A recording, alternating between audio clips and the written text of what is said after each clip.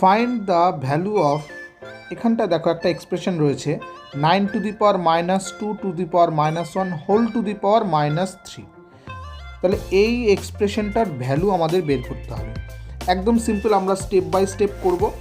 কীরকম, ফার্স্ট আমাদের কী রয়েছে 9 to the power -2 whole to the -2 to the power -1। তাহলে এই এক্সপ্রেশনটাকে যদি আমি ভাঙি, তাহলে 9 to the power -2 to the power -1 রয়েছে হোল টু দি পাওয়ার -3।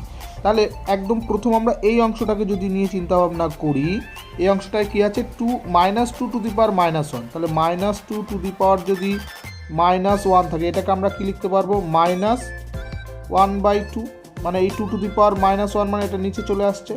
তাহলে অ্যাকচুয়ালি এটা কি হয়ে যাচ্ছে 9 to the power -1/2 whole to the power হয়ে যাচ্ছে -3।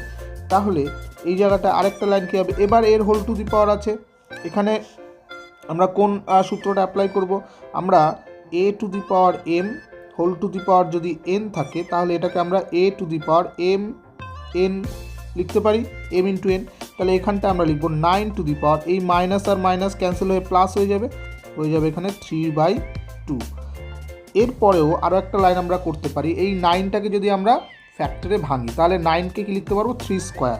তাহলে 3 স্কোয়ার হোল টু দি পাওয়ার 3/2।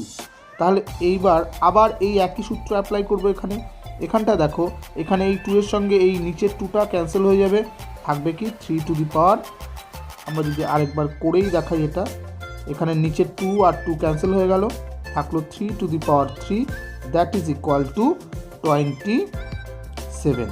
তাহলে আমার এই অ্যান্সারটা কোথায় আছে, অপশান বিতে আছে 27।